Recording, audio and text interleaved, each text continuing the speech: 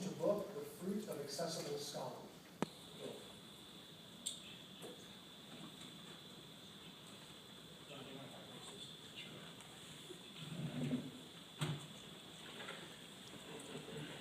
Ask a question before we begin. How many of you are tweeting, Facebooking, or otherwise blogging this session? Okay. That's about right. I look at the panel and I see that we have a laptop, we have iPhones, Androids, and the three younger, prettier members of the panel have iPads.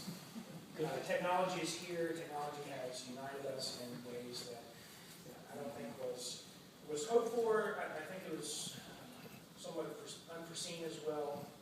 So my paper will be about the educational space that has produced at least one author, namely myself. The purpose of this paper is not to sell or otherwise plug my book to be published by Stop near Easter 2013. It is not as formal as paper as perhaps others, but that is the point that a student may stand near scholars as that student matures into scholarship. This paper is meant to suggest that the use of the online medium known as blogging is beneficial not just to the individual who blogs, but to the broader community of those who read, engage, and find themselves shaped by the medium of online scholarship. It will only in a small way offer some sort of response to a recently published work urging the democratizing of biblical studies. And after the last session, I am so tired of the word democracy. To that end, I will explore the road journey as I move from blogger to author with a book to be published by Stop near Easter 2013. From fundamentalist to a sometimes reasoning individual, and finally how the future of online scholarship is becoming more like the future of other entertainment and informative venues. The focus is always the educational space provided by scholars who are accessible via blogs. Section, Welcome to the Democracy. Currently, there is a debate among scholars and those who pretend to be as such about the nature of open access, journals, peer review, and in some corners of the world, generally in the more enlightened British Isles, how blogging fits into this. I have provided a long list of these articles in my endnotes. My paper will be published on my blog at some point in the near future when I have a proper copy editor. Many who host online mediums do not intend them to be similar to open access or peer review works, recoiling at the thought that other scholars, yes, real scholars, would dare challenge their claims, or that students would dare stand with other scholars, even to the point of challenging scholars or pseudo scholars in a public manner. On the other hand, there is the fortunate experience of engaging scholars and theologians regarding a wide range of views, even in disagreement with them, without the dissolution of friendships wherein the student may actually learn something. This is not merely a method of peer review. As a student, I fully recognize that actual scholars are not my peers. However, it allows students to grow in unexpected ways because the scholars whose books, and mine will be next year by Stop, we read in our classes and delve into in our studies and are now just an email, a tweet, or Facebook chat away. While Elizabeth Schussler-Ferenza's 2009 book, Democratizing Biblical Studies, is not particularly about the online blogging world. Her ultimate concern is an educational space in biblical studies that allows for critical engagement in a pedagogical model that requires constant evaluation of accepted biblical meanings. This is needed, she feels, due to the democratizing nature of globalization. No longer do we fully expect white males only to be concerned with the academic study of religion. Indeed, the global reach of the internet has now created spheres of influence beyond Harvard, beyond the British Isles, beyond Germany. We see the spheres erupting in South America, in Asia, in Africa that weren't there before, but now are connected to where we can be connected to them in a much more easier manner. To extend her world into mine, let me change her charge of challenging accepted biblical meanings to accepted scholarly precepts.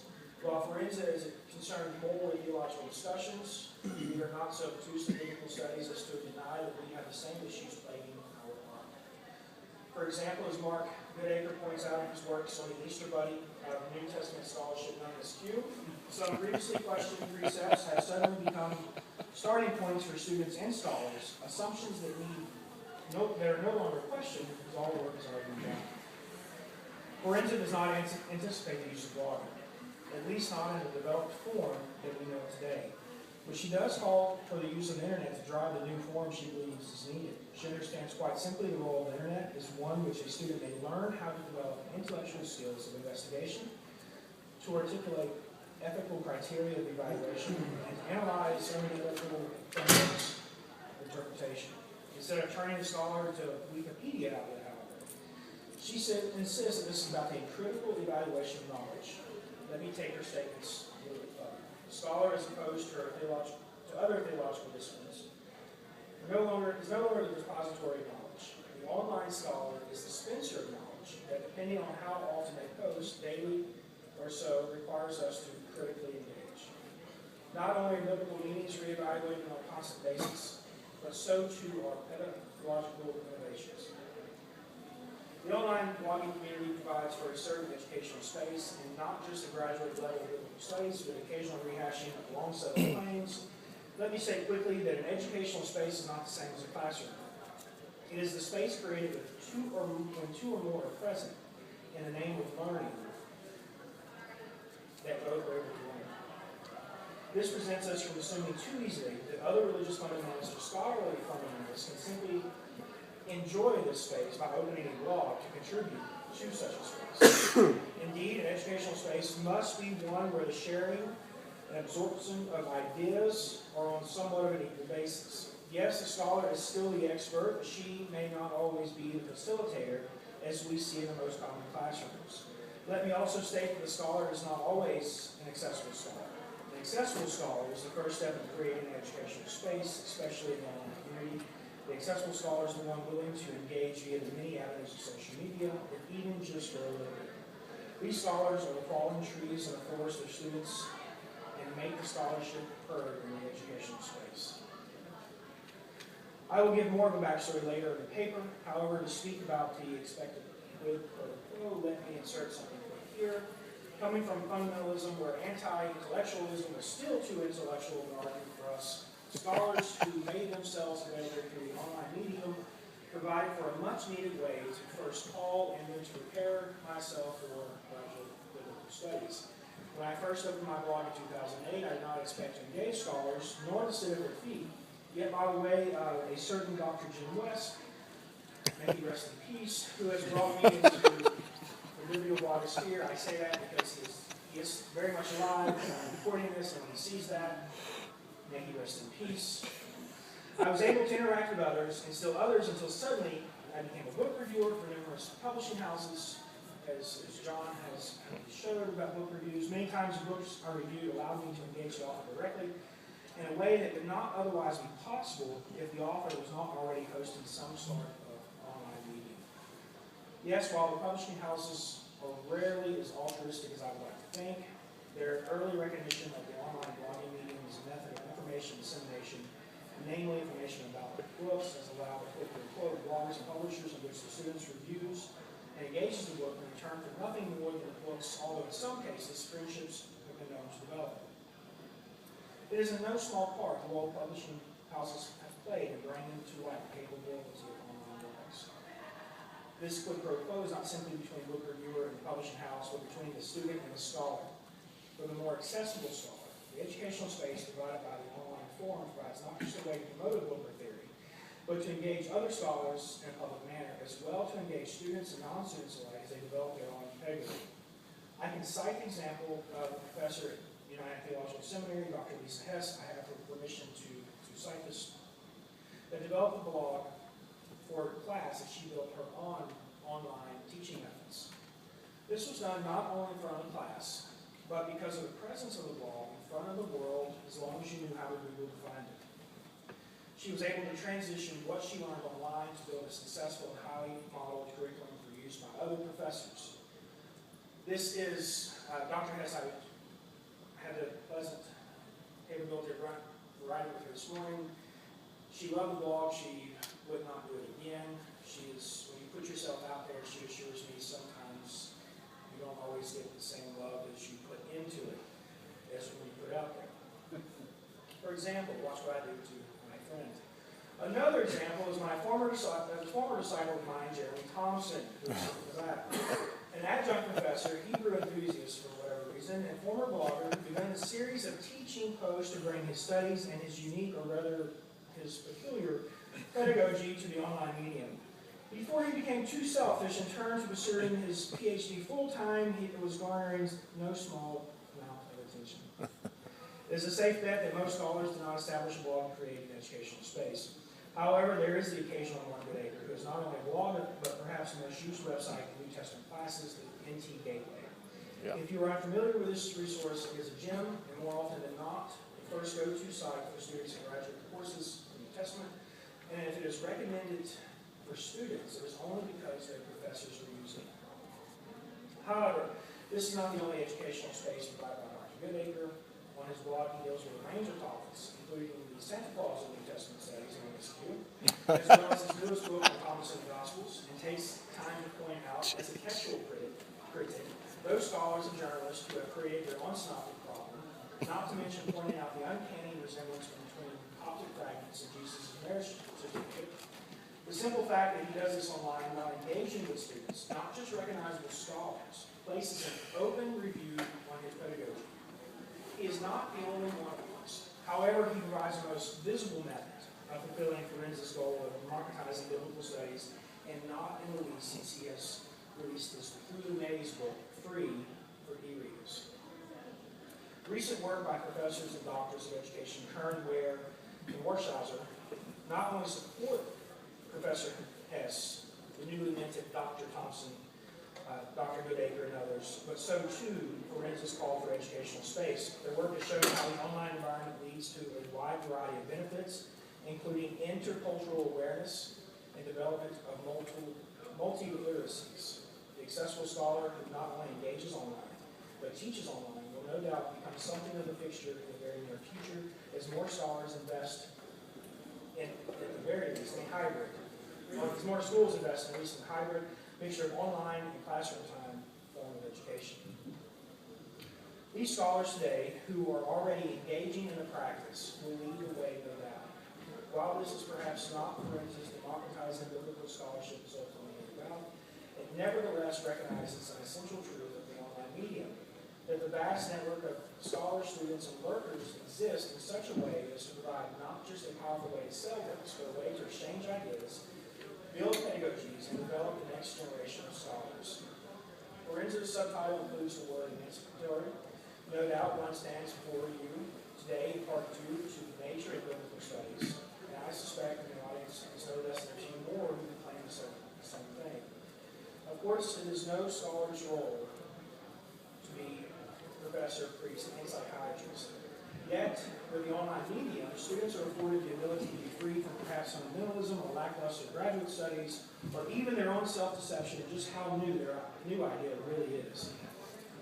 Indeed, we're often liberated from our own social dimensions and limitations by scholars online. I live in the middle of Appalachia, Charleston, West Virginia. The closest graduate program in any way related to biblical studies is the Appalachian Bible College, which lists on its schedule classes on evangelization. Such a class, you can get an A if you have saved a pure soul. This is hardly a real institute of higher learning or learning in general. Already around me are those mired in deep, very strange fundamentalism who have a difficult time influence and pitfall. I do not want to disparage them with their idea of biblical studies as the King James Version and a Sunday school class. The plethora of them at online scholarship has allowed me to stand above the usual constraints imposed in areas that are far removed from real institutes of higher learning and engage in scholars from the United States, Europe, and Africa and Africa. By engaging with a virtual library, it has taken me across the theological map and timeline. The online medium provides as well for students to have access to current trends and events of scholarship. For instance, I have become aware of the fallacy called the Breschbach hypothesis, not through the usefulness of a historical book on consigns of failed theories, but because of blogs who constantly call attention to such things. I am drawn to further investigate in recent months, such as events such as the Jordan Codices, the so-called Jesus tomb, the so-called Jesus wife. Scholars and blogs have acted as a clearinghouse for information and reported numerous visits from universities, seminaries, newspapers, magazines, and other outlets. Professionals and students alike not only need to break the long-distance papers presented in a session, and humanely designed the Cormac Park Center to see if, in fact, all of these things are good old-fashioned bunk or just simply new bunk. They can follow the work of a cabal of scholars and even students who dialogue publicly about the lack of quality evidence to support the seller's claims. They can watch it what amounts to real-time dissection of various pseudo-scholarly claims and promises with no need to plan a pilgrimage to Jesus' tomb to bring his wife flowers while reading his autobiography on lead books. This space is provided for students and would-be students alike. Just as a excursus. Biblical scholarship is not the only liberal art to explore such a democratizing space. While not so much educational as it is creative, a recent spate of movies starring the Hollywood elite have chosen instead to go the independent route. Paranormal Activity, Vamps, Butter, and Argo are just a few recent movies that sought independent studios, relying heavily on internet promotion, not just from the studio, but so too cyber word of mouth. Indeed, Paranormal Activities was sold theater to theater by the actors until it caught on. This is a macrocosm of what is unfolding in other industries, including publishing and scholarship. In publishing, older books such as The Shack and 50 Shades of Grey went from self-published money pits to earning millions of dollars for the respected, and I use this term lightly, authors selling stories about impossible and detrimental realities. The common connection between microcosm and microcosm is the independent route taken by the promoters. Of course, the danger is that such a democratized space is that you will get unmerited pretenders. For every Argo, the public will be bitten by Vamps. For every decent self-published book highlighting some real avenue that otherwise will not see the light of day because of a lack of platform for the author, the public will find their interest perverted by the likes of The Shack. Yet the danger in sometimes not taking the independent route is the public will miss movies like Argo, and some platformless scholars will never be published. We know these who would claim more than they're due, the occasional little honey TT, and if you do not know who that is, thank you, or unclothed archaeologists. While the educational space is a democracy, it is still a place where we can expel those who have stumbled only in our place, believing it is to be some sort of a bank. But like the use of self-promotion by other liberal artists, scholars who make use of the free educational space, whereby followings are built, word of mouth, via book reviews, will then find their value increasing and their work successful. That is, if it is worth it. I'm not sure if I stressed this properly, but I have a book coming out by Stock 13. I'm going to say that again. So let me move to the application portion of my paper. Warning, what follows is anecdotal. Similar results are not guaranteed and not appreciated. After all, as an author now, I do not need your competition. I first opened the blog in 2008 with the intent to politely inform everyone of the eternally infernal fate. In January 2010, I engaged John Loftus, another blogger, regarding a certain verse about one of the songs. I was not alone in this endeavor, as the famed Matt Madeline from New Zealand, who only took what I said but added their professional titles behind it and was somehow accepted. Loftus determined that since I did not hold a master's degree, I was of a certain ineptness to discuss anything with him. He had other excuses for not accepting what Eminem had written. I was indeed torn about seeking higher learning in biblical studies, wondering just how far away it would take me. However, through one particular online interaction with Dr. Robert Cargill, I discovered that it was acceptable to see scholarship as a suitable form of spiritual service. I cannot grant my transition to academia to this one transaction, although I have a framed copy of the comment hanging on my wall at home in my library, where no one can touch it ever. I can attest that through such encouragement, the move to academia became much easier. Therefore, I promptly decided to get my master's degree and then a PhD, so eventually I could return the favor to my good friend John Loftus. I am fortunate enough to live in West Virginia, a place where cemetery seems to be a final seminary, where Bible colleges are the closest schools for higher learning. This was not an option. What was an option was United Theological Seminary in Dayton, which offered a hybrid degree. Partial online, partial in person. And so I enrolled in that. I will graduate in less than a month with a master's. There's an inherent limitation in the online format for any type of classes. For instance, limitation on arguing with your classmates when they are clearly wrong. Equally so, it is impossible to give your classmate or teacher what is commonly known as the stink eye when the said person dismisses the work of their favorite scholars while speaking glorious about Q or other some sort of nonsense. However, with the online interaction afforded by the presence of the same scholars, as well as their willingness to participate, the limitations of online learning are broken down to a mild nuisance, tolerable only through binge reading and orgy of blog posts and dribbling comments from space to space with the hopes your scholar will show you some sort of attention. During this time, I had the fortunate pleasure of reviewing a book by Dr. Adam Wynn regarding the purpose of Mark's Gospel. At first, I distrusted his ruse, believing him to be just another pseudo-scholar who would divert the plain sense meaning of Scripture. I initially gave a tepid response and review to his book, but as time progressed, I was afforded the ability to revisit the issue and discover a more sure foundation. I was equally able to engage him on his thesis, and at times, he unsolicitedly engaged me when I had either quoted him wrong or misstated one of his precepts. We've exchanged emails, he's read the blog numerous times, and he has helped me with accurately carving out what he has said. I was able to freely engage other scholars from across the country, from across the world, and have generally found most of them an agreeable lot to whom to bounce questions to as a student. Not only would I try to float an idea around on my own blog, but I was invited by several scholars to include them in any help I saw. Both of these avenues created a perfect educational space to grow the initial idea, from the initial idea to a book that will be published by Withenstock in 2013. Conclusion. I want to close this paper by suggesting that these scholars who are standing in the educational space beckon their colleagues into the open field to get a blog, to get a co-blog, or even to make regular contributions to current blogs. We do not expect you to be our teachers for even less than you are making now, but you will be in the educational space known as the internet. We will be in your classroom, awaiting your post. We will buy your books, we will encourage you, we will praise and disparage you, either Tom right or Tom wrong. Some of us will be unappreciative of you, while some of us will wait up at night, sitting in the corner, again, waiting for you to comment back to us. But you will be in this educational space. Here, perhaps, you will learn as much from another and from us as we have learned from you.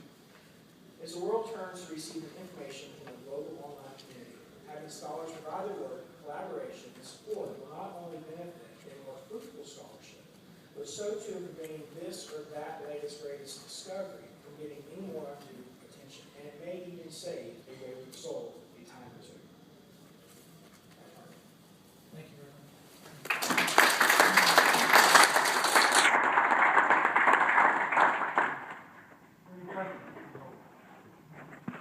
Yeah, compared to writing professional papers and then blogging, you have a liberal use of wit whenever you're on a blog, it seems to me. But is there any way that, do you change gears? Is there too much? Because sometimes it's a turnoff for people. How do you see it? Yes, definitely. Even with writing blogs, you have to be careful with your wit. Well-known bloggers who are very witty doesn't always come off like that, and it's hard for them to transition into writing more academically minded works.